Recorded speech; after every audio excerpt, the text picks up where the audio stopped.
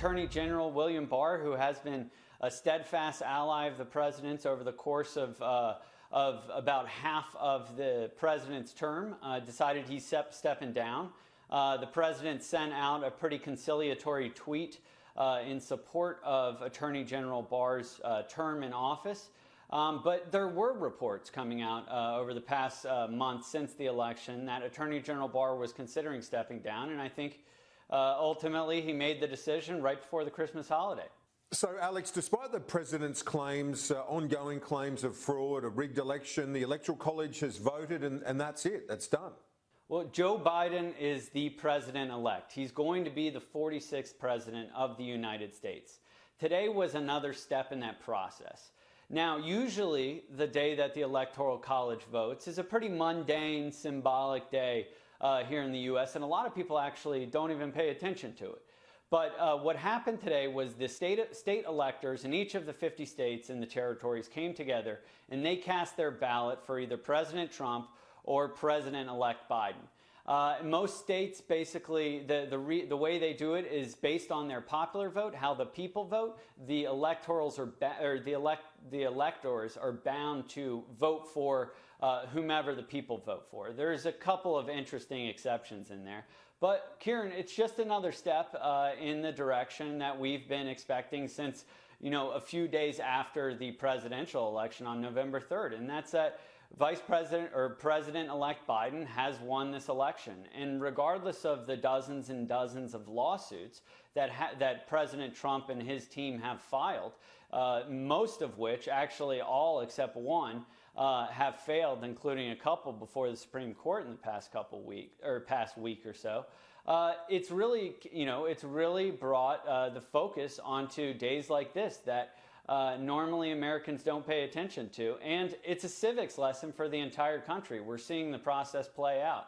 So from here, the electors have done everything they can.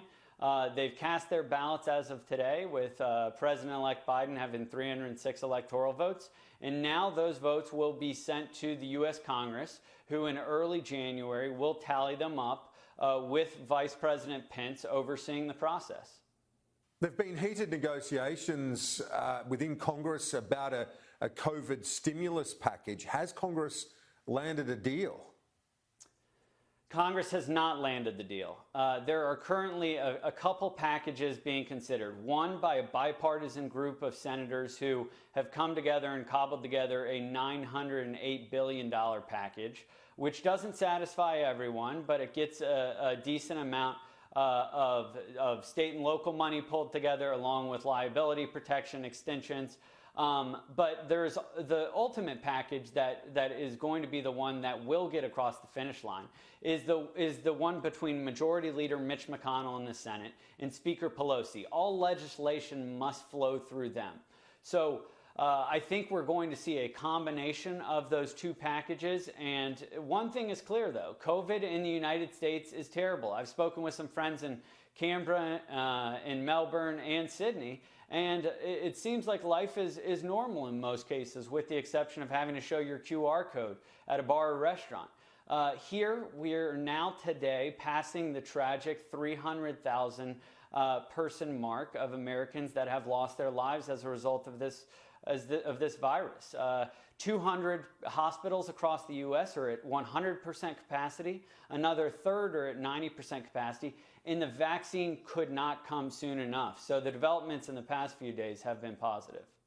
Yeah, so on that issue, the rollout of the vaccine, the Pfizer vaccine, this is a massive, massive exercise, isn't it?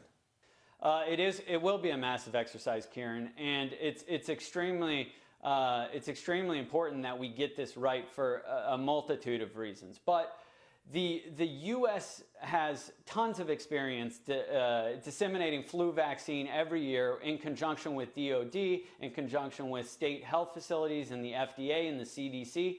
So I'm confident that we're going to be able, on the logistics side, be able to get this done. Companies like FedEx, companies like UPS are cold storing and cold shipping these vaccines around the country to facilities where they will be administered. And I'm sure you saw today that the first vaccines were administered, in many cases to first responders, firefighters, police officers, and the elderly. So it's extremely important that we get this right, and I think we're heading in the right direction. With that being said, Dr. Fauci said today that as long as an American doesn't have some sort of pre-existing or underlying health condition, they're most likely going to be able to be vaccinated by late March or early April. That's still 4.5 months away. So Americans are going to have to continue social distancing and wearing masks through the winter, and hopefully, increasingly, we can get this thing tied up by midsummer. Alex, you would have seen the worsening trade situation between Australia and China. What's been said by leaders, both President-elect Biden and Donald Trump, if anything, on this issue between Australia and China? Well, Kieran, I did see that Trade Minister Simon Birmingham did come out and indicate that he found that the coal tariffs were discriminatory. And whether it's coal or whether it's the 212% tariffs that are on Australian wine going into China right now, it's clear that China is attempting to bully Australia in many senses. And it is the talk around Washington. Australia is really the canary in the coal mine, and not only in Washington, but in Five Eyes nations around the world, as well as in Western allies throughout the Pacific. We see this sort of action from China as being discriminatory and retaliatory for a couple of things that happened earlier in the year.